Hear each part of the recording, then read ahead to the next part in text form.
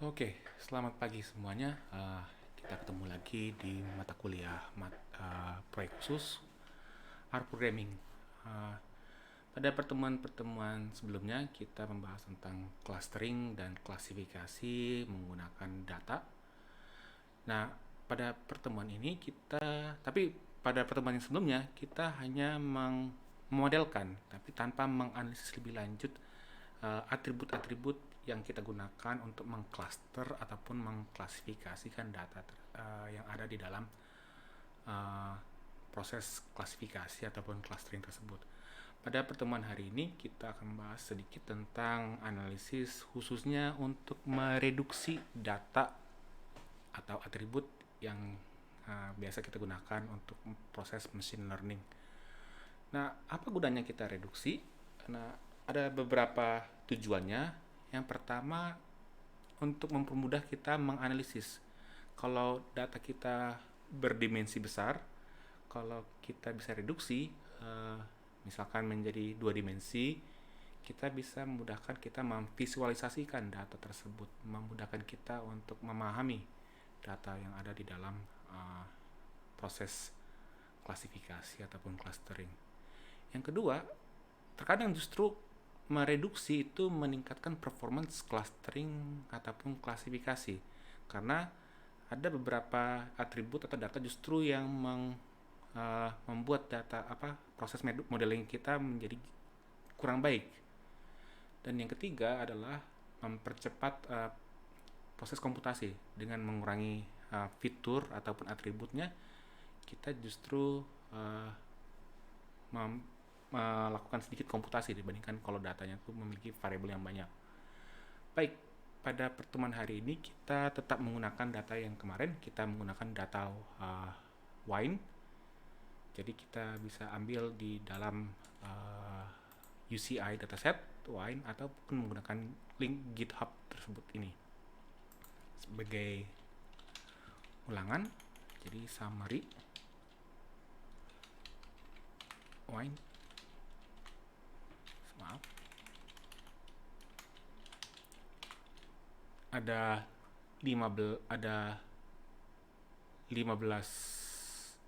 14 atribut dengan uh,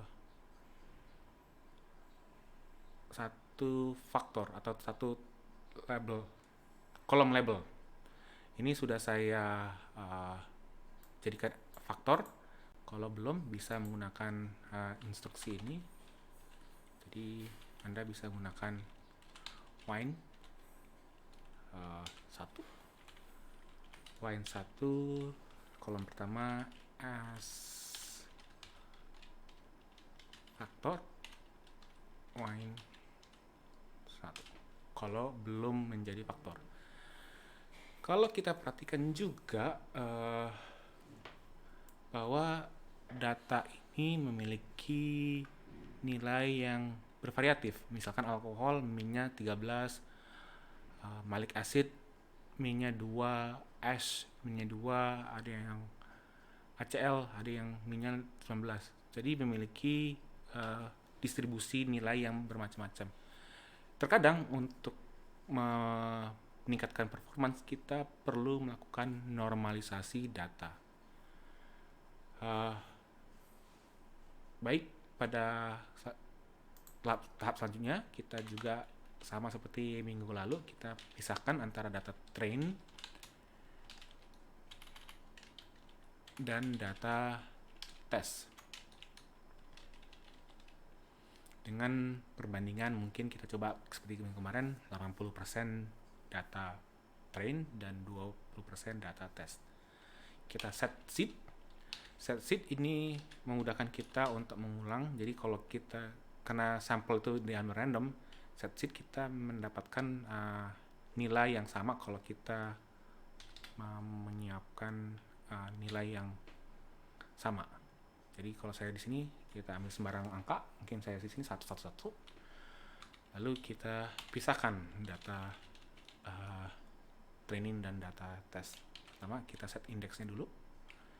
Indeks kita ambil sampel.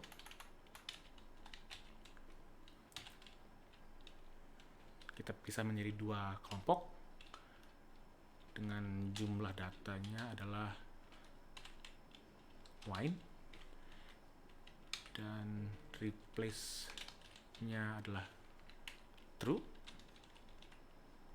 Lalu kita pecah menjadi 80% atau 0,8 untuk data train dan 0,2 untuk data test. Jadi kalau kita running,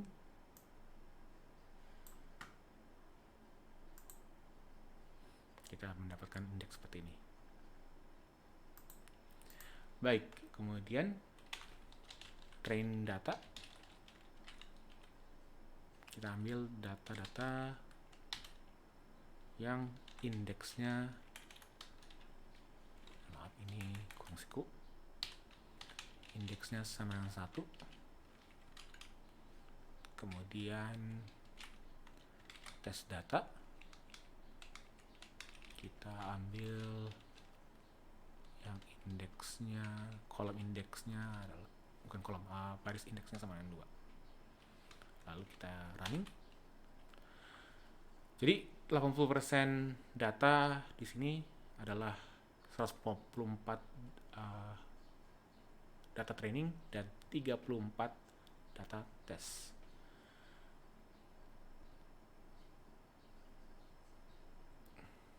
Nah, tahapan yang belum pernah kita lakukan untuk menganalisis data, jadi yang bisa kita gunakan adalah proses analisis data, analisis variabel lah, menggunakan scatter plot dan korelasi. Jadi di sini kita akan berusaha mencoba melihat korelasi antara satu variabel dengan variabel lain. Untuk menjalankan analisis ini, kita menggunakan package namanya library, namanya psych. Lalu kita menggunakan pairs panel. Kita analisis data trainingnya, dan karena kita tahu bahwa kolom yang pertama adalah labelnya, kita analisis variabel-variabel di sini. Seperti ini. Kemudian kita jadi -1. Jadi tanpa mengikutkan kolom pertama, yaitu class labelnya wine. Nah, kita bisa set warna untuk pairs ini. Misalkan ada 3 warna, red, green, dan blue.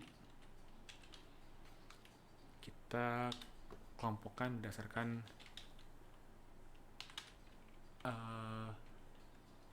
data wine, tipe di dalamnya. Kemudian VCH itu adalah simbolnya. Jadi kalau kita runningkan,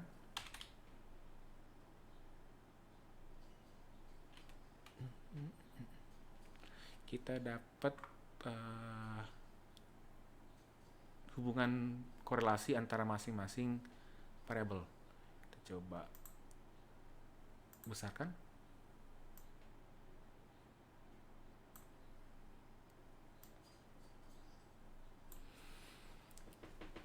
Baik, di sini kita lihat dari mulai alkohol, malik alkohol sampai dengan profile. Nah, ada beberapa korelasi yang memiliki memiliki 2 variabel yang memiliki korelasi sangat tinggi. Misalkan di sini antara phenols dan flavonoid, ini 86. Jadi ini kalau di dalam analisis variabel kurang baik untuk melakukan proses machine learning, khususnya untuk klasifikasi. Kemudian ada beberapa juga yang tinggi seperti 81 antara flavonoids dan OD. Tapi ada juga yang kecil, misalkan di sini antara phenols dan ash, dan 0,07 antara color int dan ACL. Nah, ada juga yang berkorelasi negatif, artinya kalau satu variabel naik, variabel lain akan turun. Misalkan di sini antara novlanid phenols dan flavonoids memiliki korelasi negatif. Nah, di dalam analisis seperti ini, kalau data yang kita miliki, variabel kita miliki itu memiliki korelasi tinggi, itu akan menyebabkan namanya multi-collinearity problems, ya, dan ini dihindari dalam proses machine learning, khususnya untuk klasifikasi dan clustering. Nah, di dalam melakukan reduksi, kita juga bisa memecahkan masalah ini dengan menggunakan metode namanya PCA, Principal Component Analysis. Ini juga merupakan metode statistik klasik dan sekarang banyak digunakan untuk proses machine learning dan analisis data science. Baik, kita bisa melakukan PCA,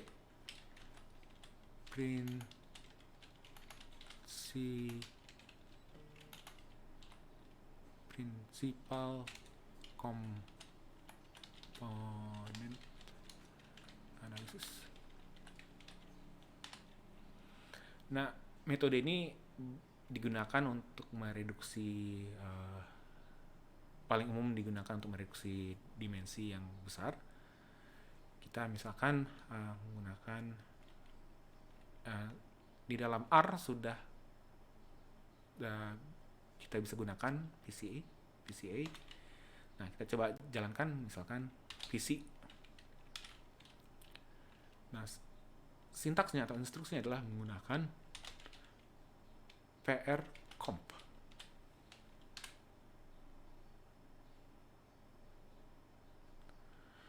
Kemudian data yang kita coba PCA-kan adalah data train tanpa menggunakan kolom labelnya, yaitu wine, itu yang kolom pertama. Lalu kita komputasikan juga centernya, yaitu menghitung rata-ratanya, dan scale untuk melakukan normalisasi data. Jadi kita melakukan PCA terhadap data train dengan menghitung rata-ratanya juga dan menghitung dan juga melakukan komputasi normalisasi. Kita running, kita dapat PC seperti ini.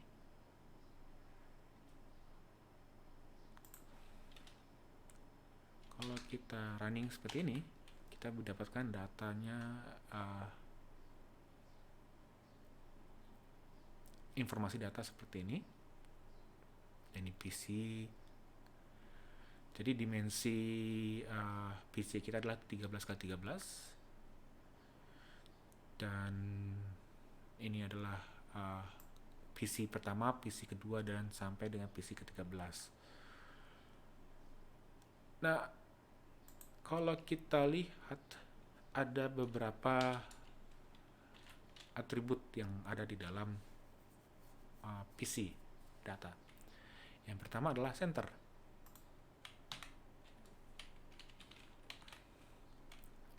Jadi alkohol centernya segini, Malik centernya segini.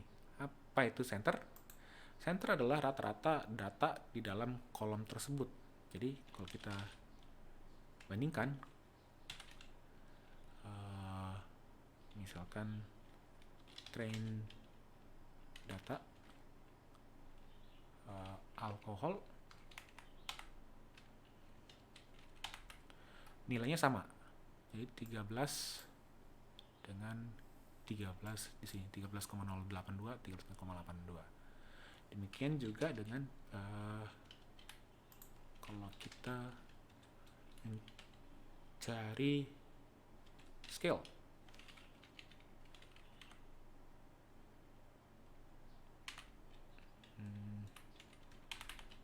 scale adalah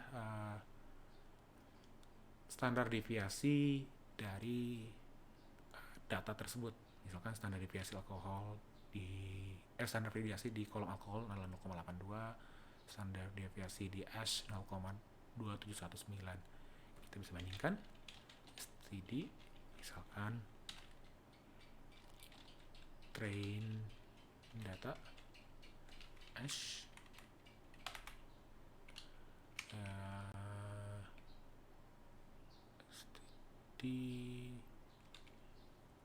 SD salah, standar deviasi. Jadi S 0,279 sama dengan yang ada di sini. Nah, ini merupakan data awalnya, hubungan korelasi antara setiap variabel. Kita bisa coba lihat bagaimana kalau di data yang kita sudah melakukan PCA pakai pairs juga, pairs panels. Kemudian kita ambil data PC-nya di X. Kemudian kita kopikan saja yang ini.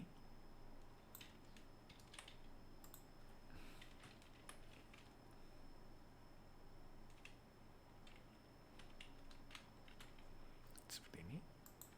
Kita running.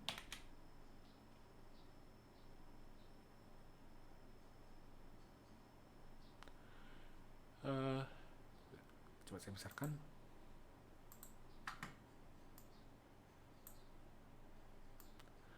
Kita lihat antara ke-13 data tersebut, antara PC1 sampai PC13 memiliki korelasi yang sama, 0. Jadi ini baik untuk kita lakukan machine learning, baik itu klasifikasi ataupun clustering.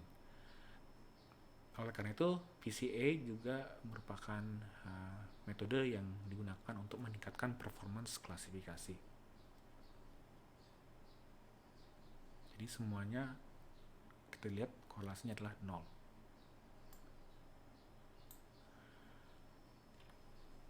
Baik, ada satu tools lain yang kita bisa gunakan untuk menganalisis lebih lanjut data PCA, yaitu menggunakan biplot. Jadi biplot. Untuk menggunakan data biplot ini, saya menggunakan library namanya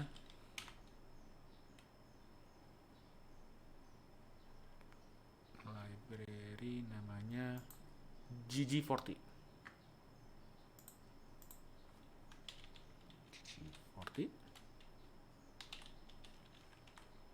Kalau belum, Anda bisa tinggal install library GG40. Kita running. Nah, untuk menghasilkan biplot grafik, kita pakai sintaks namanya autoplot.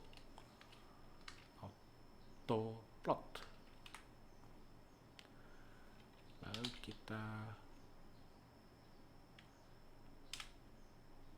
modelnya adalah menggunakan model PC yang kita sudah jalankan menggunakan PCA tadi, principal component.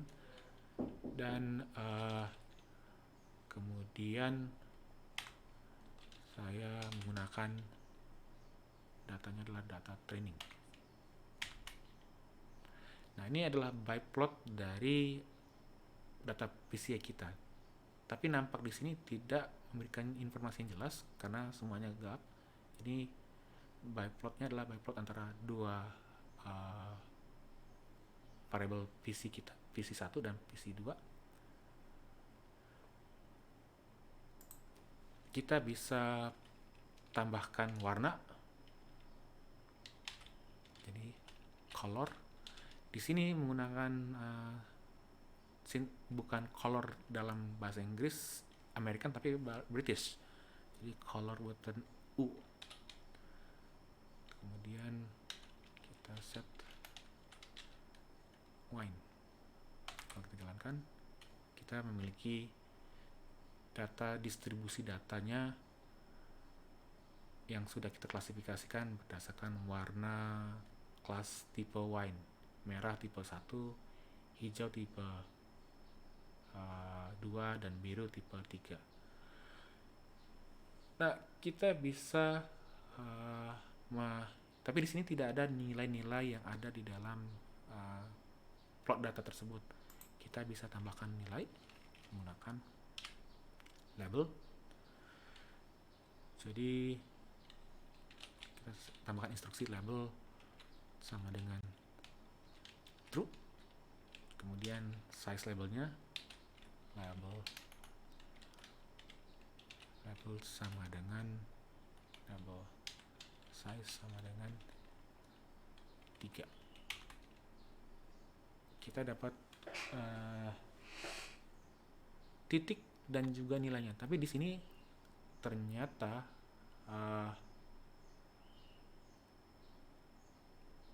titiknya tersebut menutupi angka-angka yang ada di dalam setiap data plot by plot di sini.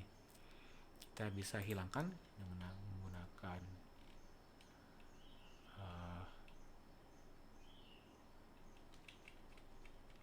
jadi di sini tinggal tambahkan shape false. Nah, kita dapat nilai untuk setiap distribusi data by plot antara PC1 dan PC2.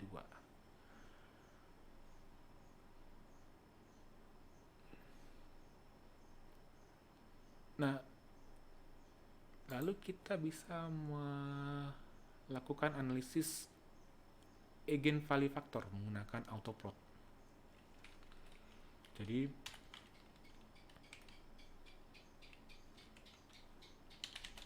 menggunakan sintaks loadings sama dengan true.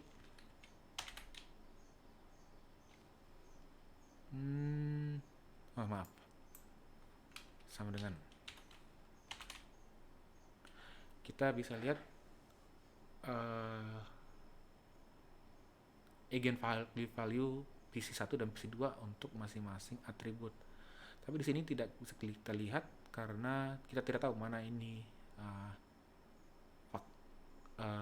variabel mana yang memiliki korelasi tinggi dan korelasi rendah. Kita bisa tambahkan instruksi. Jadi loadings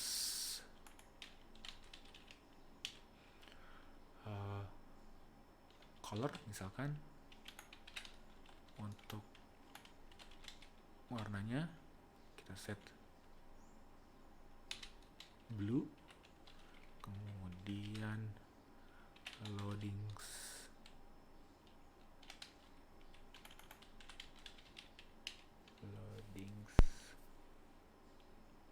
label sama dengan true, dan yang terakhir kita set loadings label size sama dengan 3. Kita running. Nah, kita bisa lihat korelasi antara PC1 dan PC1 dan PC2 dengan setiap atribut di dalam data kita. Bagaimana kita membacanya? Jadi misalkan PC1 itu memiliki korelasi yang kecil terhadap S. Kemudian PC1 memiliki korelasi negatif tinggi terhadap flavonoids. dan PC1 memiliki korelasi yang tinggi juga terhadap non-flavonoid phenol dan ACL. Demikian juga dengan seperti ini, kita bisa baca dari PC1, PC2. PC2 memiliki korelasi yang kecil juga dengan ACL. Ini ASH dan ACL. ACL kecil dan kemudian memiliki korelasi yang negatif dengan ASH. Kita bisa bandingkan dengan data PC. Jadi misalkan tadi PC1 dengan ASH. Jadi nilainya 0,0007 minus 0,07. Jadi korelasinya kecil, negatif. Jadi agak miring ke kiri sedikit. Kemudian yang paling besar adalah negatifnya adalah flavonoids 0,47 dan yang positif ini adalah yang positif besar 0,247 dengan ACL. Demikian juga kita bisa bacakan dari sebelah sini PC2. Jadi yang ACL memiliki korelasi yang kecil 0,03 dengan ASH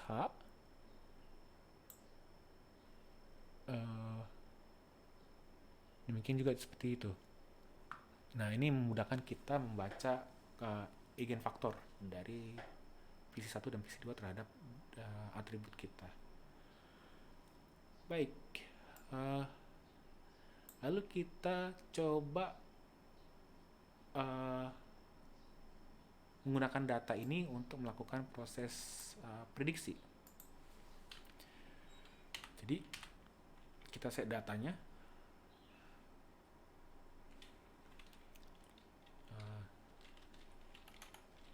train.pca. Kita menggunakan predict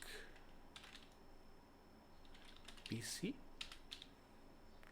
dengan train data. Kemudian kita tambahkan juga labelnya, train PC A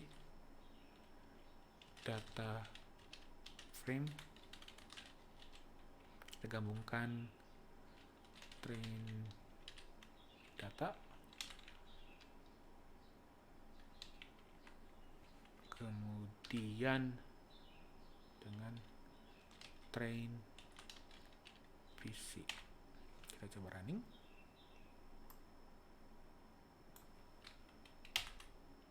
Jadi kita dapatkan training data yang berisi nilai PCA. Berbeda dengan data awalnya, training data, yang merupakan adalah atribut awalnya. Lalu kita coba juga generate data PCA untuk data testing. Di tes PCA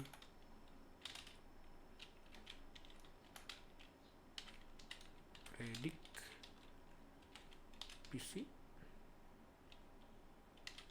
tes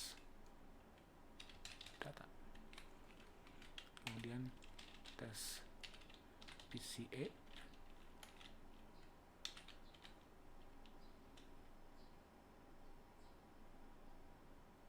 data frame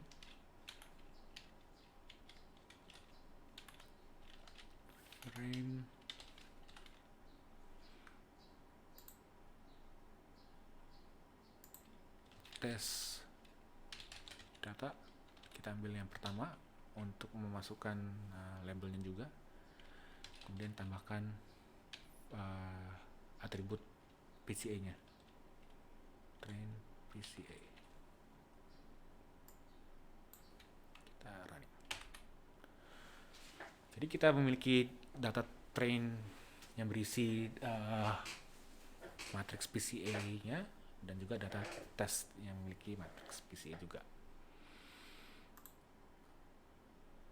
Nah, pada kali ini kita menggunakan multinomial logistic regression untuk dua PC yang ada di dalam data kita. Oh, sebelum ke sana, saya lupa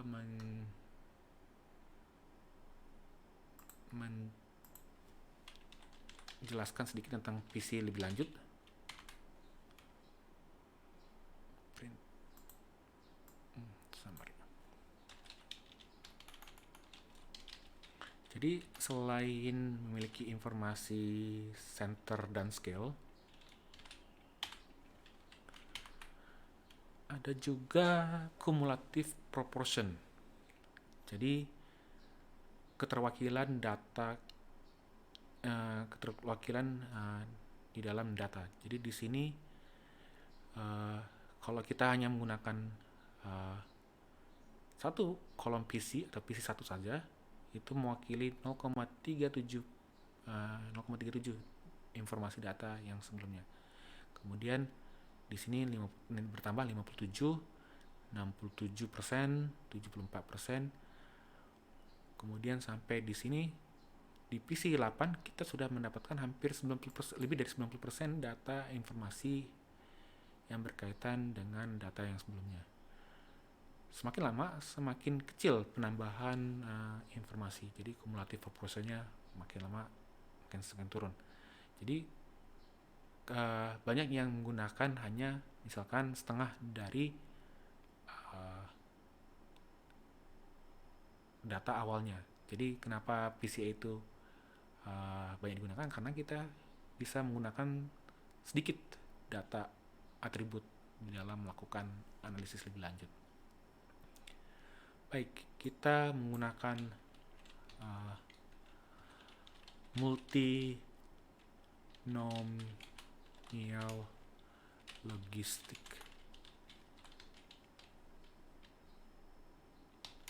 regression untuk PC 1 dan PC 2. Jadi dua PC yang kita generate sebelumnya. Untuk hal ini, melakukan ini kita menggunakan library namanya nnet library.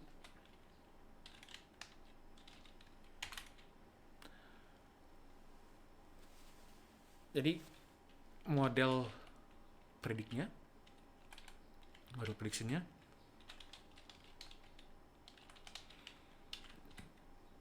kita menggunakan multinomial. Jadi fungsinya adalah multinom. Kalian bisa lihat lebih jauh detailnya menggunakan tanda tanya multinom.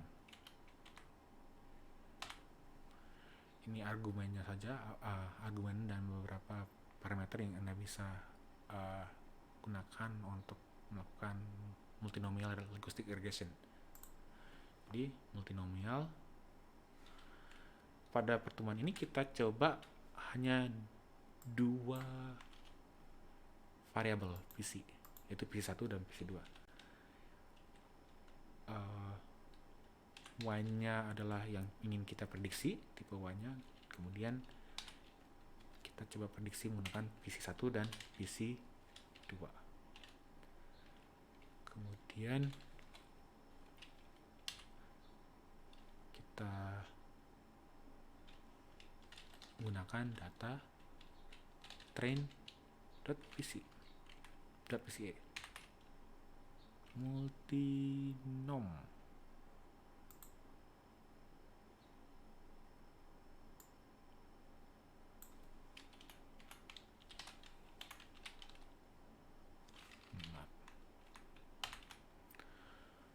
Oke. Kalau kita coba lihat summary-nya,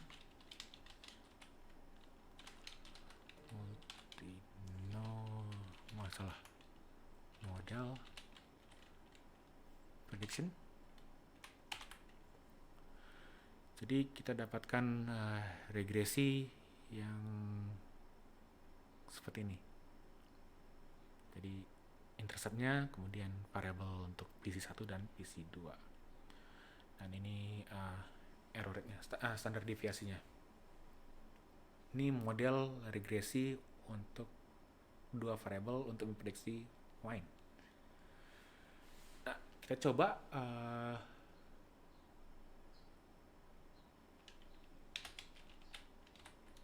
prediksi label prediction menggunakan model kita tes model prediction. Ini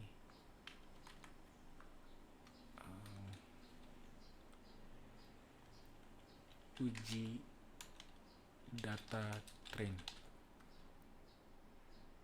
Jadi kita uji data training kita, model prediction, dengan menggunakan data train PCA. Jadi kita lihat datanya, result, atau kita langsung saja tabel label prediction dengan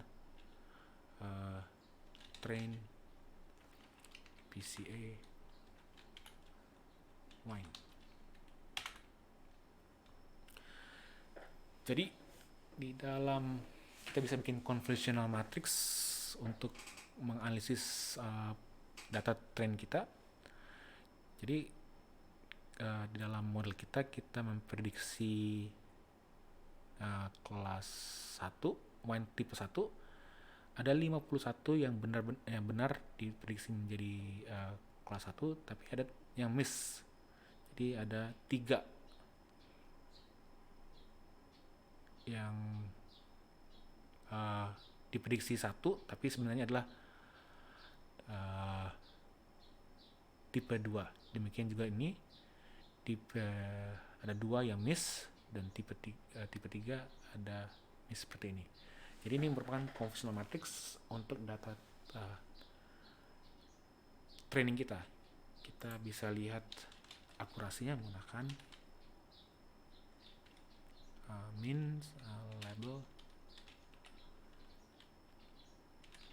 prediction train PC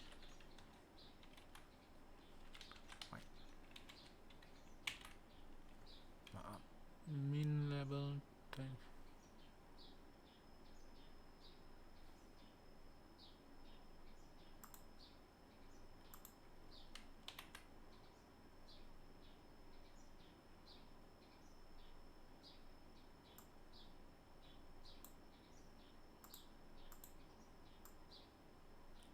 Besar.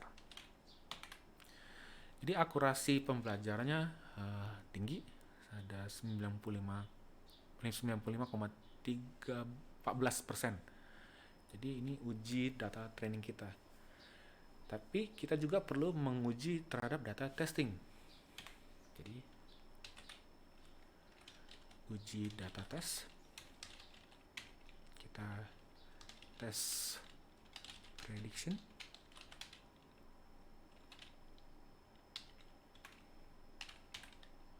kita predict menggunakan model prediction kita terhadap tes data sekarang. Lalu sama seperti tadi, table tes prediction, kemudian tes PCA wine.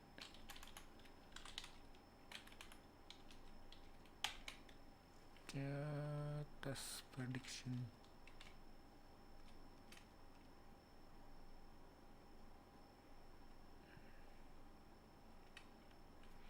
maaf, ini di running dulu ya bro ya. Not found.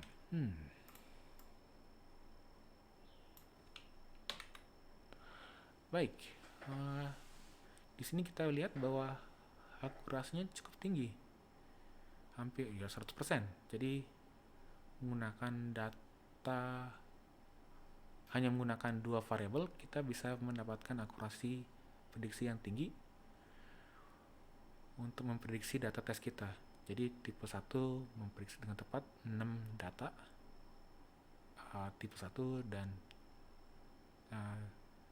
kemudian label kedua tepat juga diprediksi sebanyak 20, dan 3 label tipe wine ketiga diprediksi dengan tepat 8 data wine. Jadi kalau kita lihat wine sama kayak tadi, min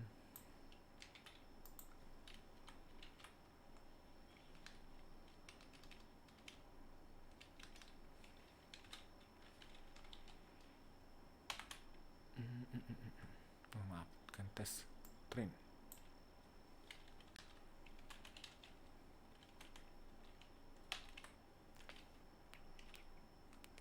Test prediction.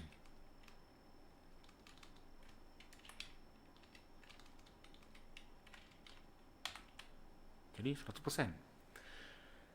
Jadi menggunakan hanya 2 atribut di dalam principal component analysis, kita dapat meningkatkan performance akurasi yang kita ingin prediksi. Nah, ada banyak tools-tools yang lain selain PCA yang sekarang juga banyak berkembang, seperti sekarang TSNA dan lain sebagainya. Mudah-mudahan ini bermanfaat. Jika ada pertanyaan, Anda bisa komentari di bagian komen YouTube. Terima kasih, mohon maaf kalau saya salah kata dan banyak memberikan salah-salah pengucapan. Saya kiri, selamat pagi.